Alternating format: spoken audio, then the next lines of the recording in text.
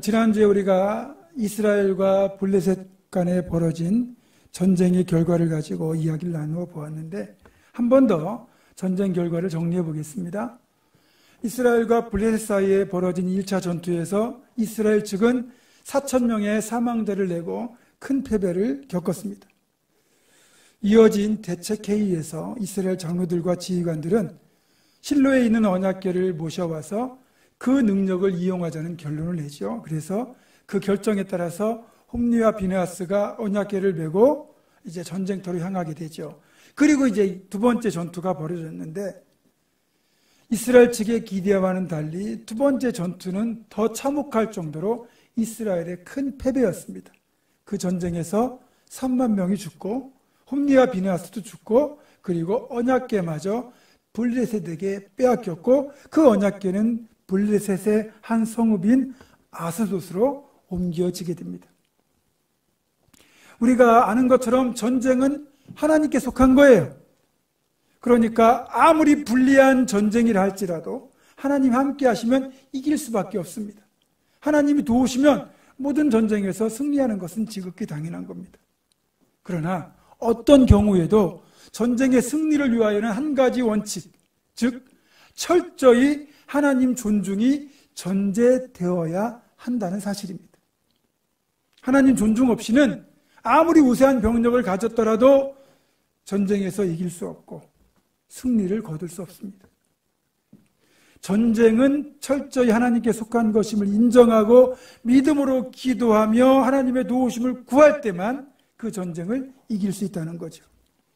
자, 이런 측면에서 본다면 이스라엘과 블레셋 사이에 벌어진 이 전쟁은 이스라엘이 이길래야 이길 수가 없는 전쟁이었습니다.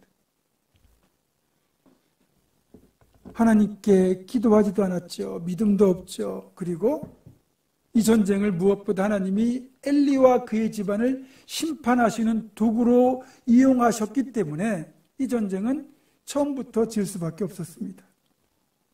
좋습니다. 기도도 없었고 하나님 존중도 없었고, 그렇게 하나님이 엘리의 집안을 심판하시는 도구로 이 전쟁을 이용하셨기에 패배할 수밖에 없다고 치더라도, 여기에서 우리는 한 가지 질문이 생깁니다. 그렇다 하더라도 왜 언약궤까지 블레셋에게 빼앗기도록 하셨을까? 언약궤는 하나님의 상징, 임재의 상징입니다. 그런 언약궤마저 블레셋에게 빼앗기도록 하셨던 이유는 무엇일까요?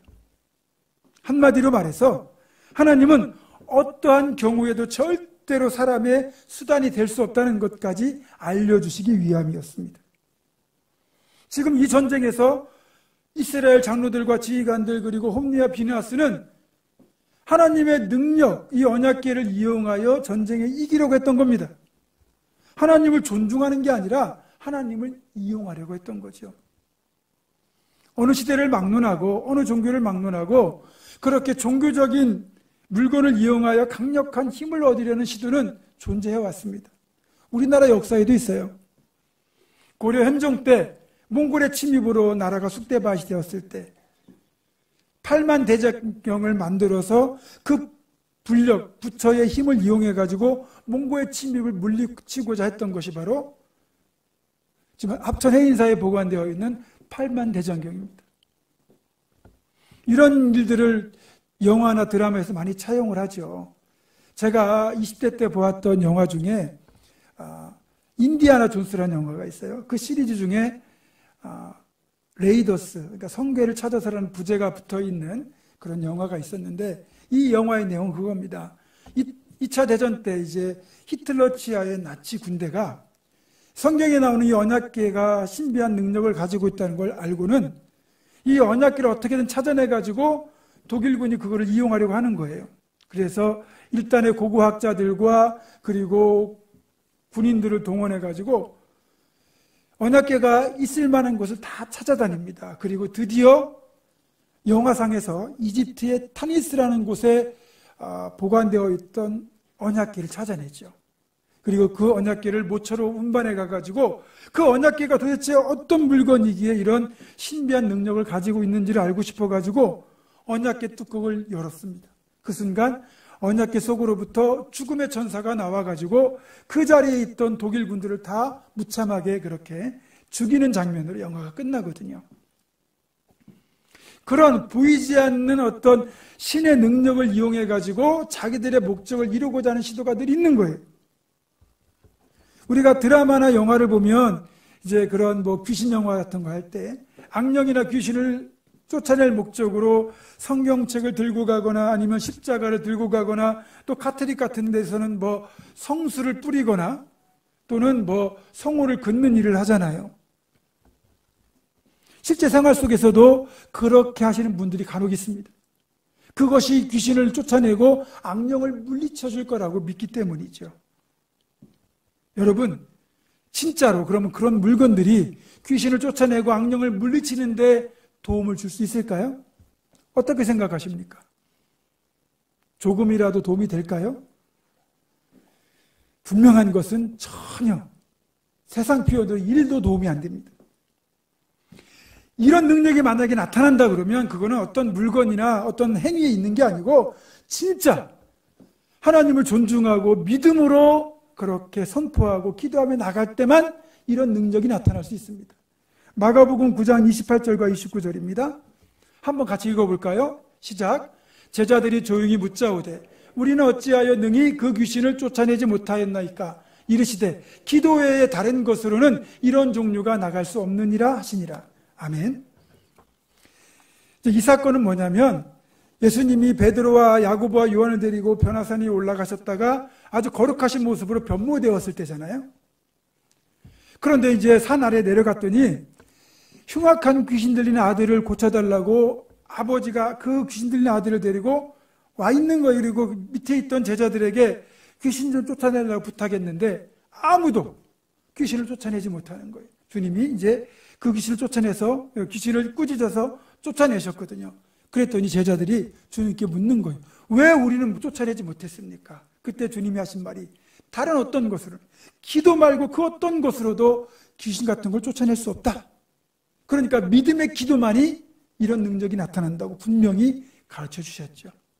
사도행전 19장을 보면 바울 사도가 에베소라는 지역에서 사역할 때 하나님께서 바울의 손을 통하여 놀라운 일들을 행하시거든요. 병도 고치고 귀신도 쫓아내고 은사도 임하게 하는 그런 일을 행하는 걸 보고 유대인 제사장이었던 스게와라는 사람이 있는데 그 스게와의 7 아들들이 바울의 흉내를 내는 겁니다. 그래서 악령 들린 악귀 들린 사람에게 가가지고 바울이 말하는 예수의 이름으로 명하니 귀신아 물러가라 그러는 거예요. 귀신이 물러갔을까요? 안 물러갔을까요? 자, 사도행전 19장 15절과 16절입니다. 제가 읽습니다. 악귀가 대답하여 이르되 내가 예수도 알고 바울도 알거니와 너희는 누구냐 하며 악귀 들린 사람이 그들에게 뛰어올라 눌러 이기니 그들이 상하여 벗은 몸으로 그 집에서 도망하는지라.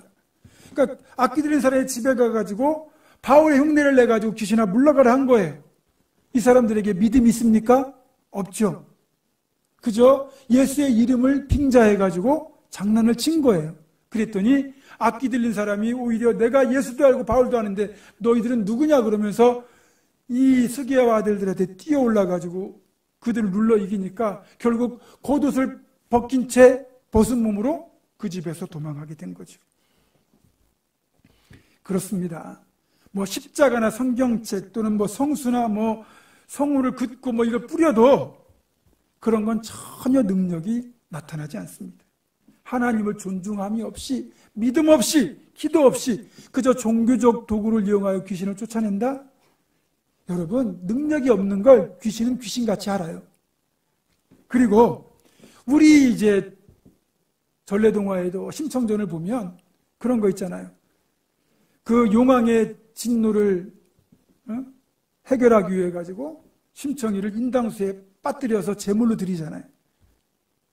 여러분, 뭐 푸닥거리라고 뭐 작두를 타고 구슬하고 그리고 뭐 돼지머리를 놓고 고사를 지내고 심지어는 뭐 자신의 몸을 상하게 해서 피를 내고 사람을 제물로 드리면 그게 좋아가지고 야, 나 마음에 든다 그러면서 복주는 신이 있겠습니까?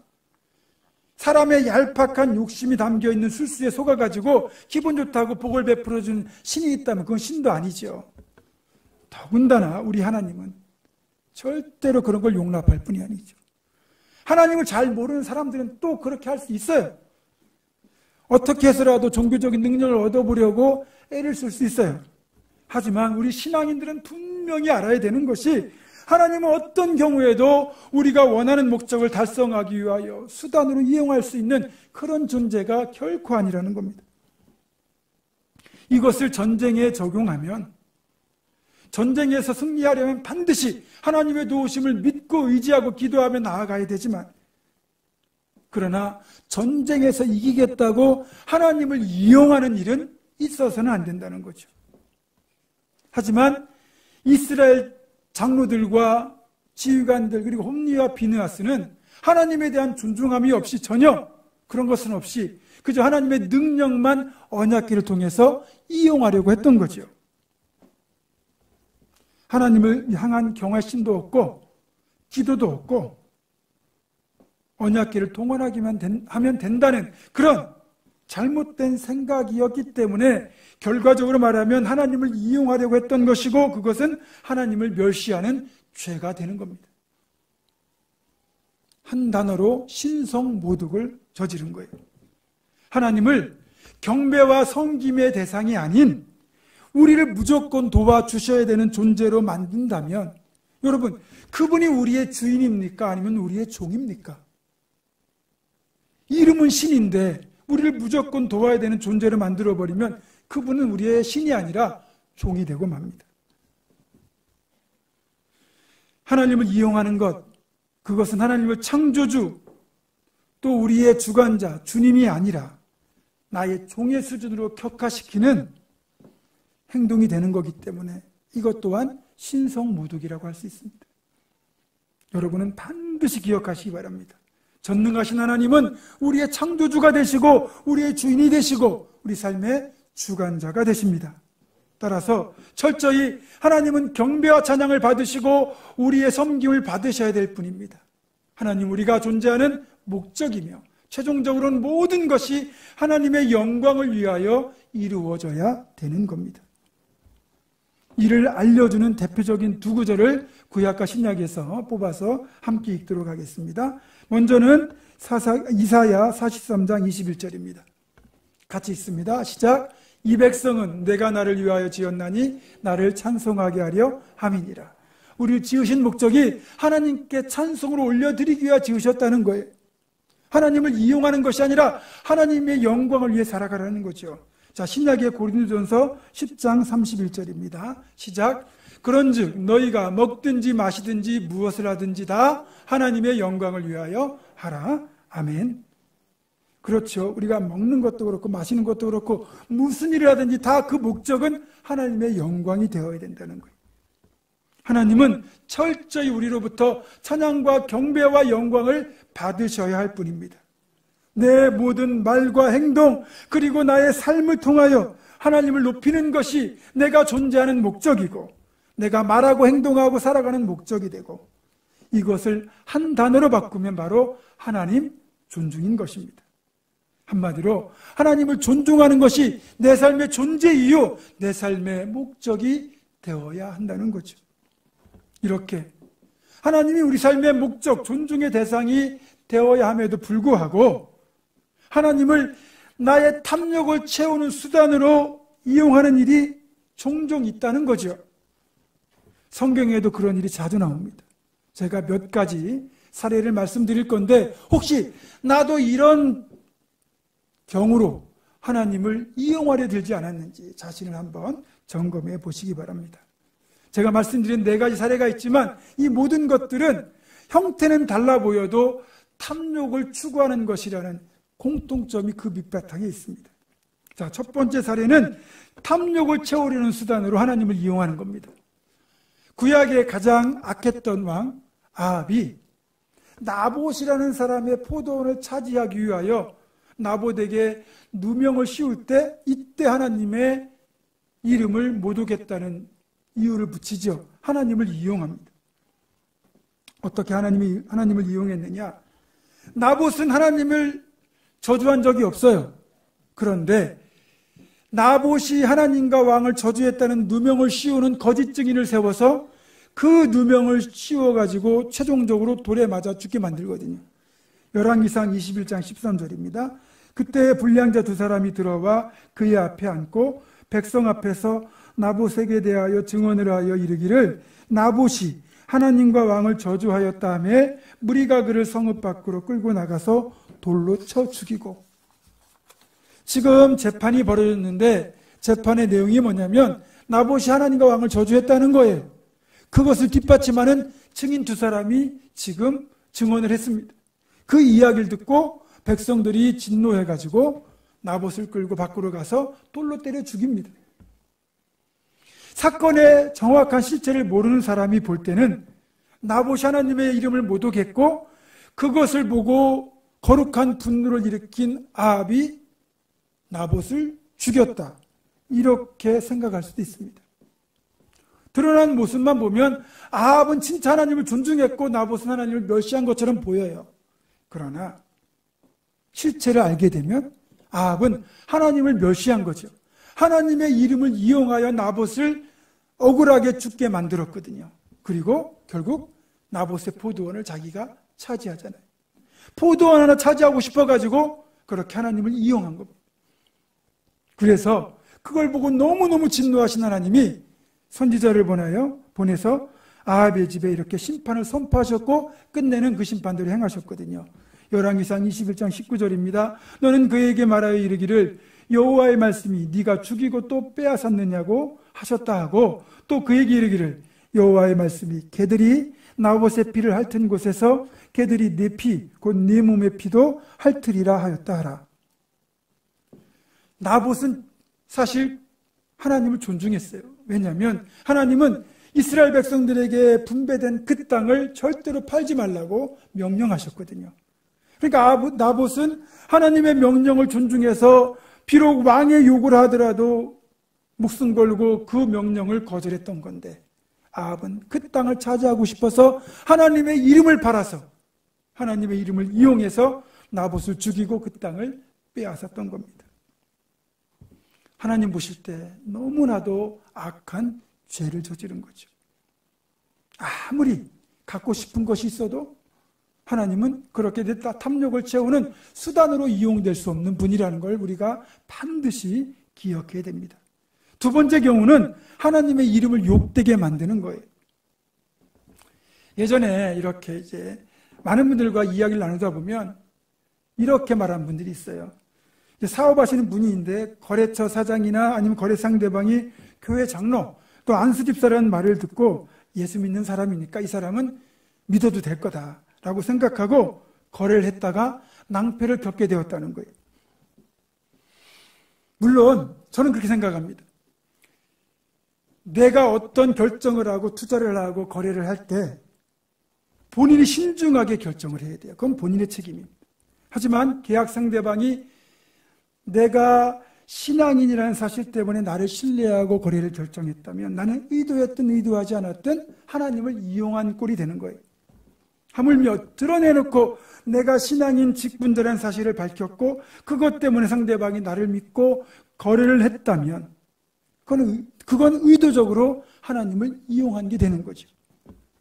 그렇게 이루어진 거래나 계약을 신실하게 이행하면 그나마 다행인데 만약에 의도적으로 상대방에게 손해를 끼치고 낭패를 겪게 만들었다? 그러면 그게 진짜 하나님을 이용한 것이고 결국 하나님을 모독하게 되는 거예요. 그래서 신앙인들은 약속과 거래를 신실하게 이행해야 하나님을 욕되게 하지 않는 겁니다. 가끔 목사님들이 문제를 일으킬 때 있죠. 지난번 그 양주에서 좀 갑질을 했던 여자 목사님과 딸 그 모녀의 갑질 행위가 보도되면서 그 인터넷 기사 댓글에 아주 정말 열어보기 정말 두려울 정도로 비판의 글들이 교회를 향하여 목회자를 향하여 쏟아져 왔습니다. 그 사람들은 하나님의 이름을 욕되게 했기 때문에 하나님 앞에 큰 죄를 진 겁니다. 또 세 번째 이제 케이스가 하나님을 이용하는 것 중에 고르반이라는 게 있어요. 고르반은 히브리어로 하나님께 드린 제물 또는 헌물 이런 뜻인데, 이게 뭐냐면 내가 이제 부모님이나 누구에게 드리기로 약속했던 거를 하나님께 드리는 거예요. 그러니까 부모님께 드려야 되지만 하나님의 일이 더 급하다고 생각해서 하나님께 드렸다. 그래서 그걸 이제 이스라엘인 장로들의 유전으로 내려온 전통이라, 이거는 부모님께 드리지 않고 하나님께 드렸기 때문에 고르반, 그러면 부모님께 드리지 않아도 이거에 대해서 허물하지 않는다는 겁니다. 그런데 이거를 악용하는 사람들이 있었다는 거예요. 부모님께 당연히 드려야 되는데 그걸 안 드리고 자기가 챙긴 다음에 고르반했다고 거짓말을 하는 거예요. 예를 들면 제가 이번에 적금을 200만 원 타는데 엄마 아빠 여행 보내드릴게요 약속을 했어요. 적금을 탔어요. 그리고 어떡합니까? 나 그거 교회 건축원금 했어요 라고 하면 부모님들이 그래 잘했다 하실 거죠. 이게 고르반이거든요. 근데 어떻게 하냐면 그걸 자기가 쓰고 싶어서, 뭘 갖고 싶어서 부모님께는 그렇게 말을 하고 자기가 챙기는 거예요. 이게 바로 고르반을 악용하는 일인데, 예수님 당시에 의외로 그런 일이 많았다는 거예요. 부모님은 당연히 공경해야 되는데 부모 공경을 하기 싫고 거기 돈 들어가는 건 힘드니까 고르반이라는 핑계로 부모님께 드려야 될 돈을 자기 몫으로 챙기는 일이 많았다는 거죠. 고르반에 하나님이 안 들어가면 상관이 없어요. 그냥 거짓말한 게 되는 거죠. 그런데 하나님께 드렸다 하고 자기가 챙기니까 결국 하나님을 이용한 거잖아요. 하나님 보시기에 이게 역시 큰 죄가 되는 거죠. 우리가 지혜롭게 해야 되는 것이, 교회를 열심히 하는 건 참 귀하고 복된 일입니다. 근데 교회를 한다고 부모님 찾아뵙는 거 소홀히 하고 부모님 섬기는 거 소홀히 하면 고르반을 저지른 사람과 다를 바 없어요. 교회도 열심히 하시고 부모님도 잘 섬기시기를 바랍니다. 네 번째는 시모니의 경우에, 시모니는 성직매매를 뜻하는 단어인데 이 시몬이라는 단어가 유래한 사건이 사도행전 8장에 실려 있습니다. 베드로와 요한이 사마리아에 가서 그곳에서 복음을 전하고 사역을 할 때 역시 놀라운 능력이 나타납니다. 귀신이 물러가고 병이 고쳐지고 그리고 사람들이 예언하고 방언하는 은사들을 받게 되거든요. 그걸 옆에서 지켜보던 시몬이라고 하는 사람이 베드로에게 한 가지 제안을 한 겁니다. 내가 돈을 많이 줄 테니까 그 능력 좀 나에게 팔라고. 왜 그런 제안을 했겠어요? 머리가 재빠르게 돌아간 거예요. 야, 이거 돈 좀 되겠다. 내가 이 돈 주고 이 능력을 사면 내가 돈 받고 이 능력을 이용하면 되잖아요. 병 고쳐주고 돈 받고 은사 받게 해주고 능력 받으면 되는 거 아니에요? 귀신 쫓아내주고 돈 받으면 되잖아요. 돈으로 하나님의 능력을 살 수 있고 그 돈을 통해서 그 능력을 받아가지고 내 이익을 챙긴다? 이게 하나님을 이용하는 거죠. 그래서 베드로가 시몬을 책망하고 저주하거든요. 이 시몬의 이런 모습에서 성직매매를 뜻하는 시몬이라는 단어가 유래된 거예요. 저는 이 시몬의 생각이 참 나쁜 생각이긴 하지만 정말 머리 하나는 기가 막히게 돌아간다, 그런 생각이 듭니다. 그걸 만약에 제 경우에 한번 적용해 보면, 저는 지극히 평범한 목사잖아요. 근데 어느 날 제게 능력이 임했어요. 그래서 제가 기도하면 불치병도 고쳐요. 제가 기도하면 귀신이 떠나가요. 우울증이 사라지고 삶의 모든 문제가 해결되고요. 그리고 방언도 받고 예언도 하고요. 기가 막힌 일이 일어나죠. 그래서 제가 집회를 가는 교회마다 난리가 나는 거죠. 그러면 어떻게 되겠습니까? 병 고쳐줘서 고맙다고 감사헌금하고 저한테 사례하고 그러면 저는 대한민국 제일 유명한 부흥 강사가 돼가지고 저는 매일을 다 이렇게 집회를 다닐 거예요. 그러면 저는 동시에 명예와 부를 얻겠죠. 교회도 걱정할 게 없어요. 날마다 봉은중앙교회로 사람들이 몰려올 거 아닙니까? 여러분, 그런 생각을 시몬이 한 거예요. 하나님을 이용해서 부와 명예를 한꺼번에 얻으려고 한 거죠. 제가 저희 교회에서 간증 집회를 잘 하지 않는 이유가 뭐냐면, 간증 집회 다니는 분들이 이런 유혹에 잘 빠져요. 처음엔 참 순수한 마음으로 간증하다 보니까 어느 날 자기를 불러주는 사람이 많고 간증을 다니면 사례비 많이 받고 대접 잘 받고 그래서 이 돈벌이가 쏠쏠하거든요. 그래서 어느 순간부터 하나님이 받으셔야 될 영광을 본인이 차지하고 하나님은 자기에게 그렇게 돈벌이를 해주는 수단으로만 이용이 되거든요. 그래서 정말 분별력도 필요하고 내 스스로가 또 그런 데 빠지지 않도록 조심도 해야 됩니다. 그래서 제가 지금 말씀드린 이 네 가지 행위들이 겉으로 볼 때는 하나님을 존중하는 것처럼 보일 수도 있지만 실제로는 다 하나님을 멸시하고 하나님을 이용하는 행위가 되기 때문에 하나님을 어떻게 보면 하나님 앞에서 큰 죄가 되는 일들입니다. 우리가 하나님을 이용할 의도가 없이 순수한 마음으로 행하였다 할지라도 자칫해서 하나님을 이용하는 경우가 생기기 때문에 분별력이 필요하고 조심해야 됩니다. 오늘도 차를 몰고 오신 분들이 많이 있을 텐데 혹시 자기 차 그 운전석 앞쪽에 있는 룸미러가 있죠. 옛날 백미러라고도 하는데 그 룸미러에다가 십자가를 걸어놓는 분들이 계세요. 또 절에 다니시는 분들은 그 연등을 걸어놓더라고요.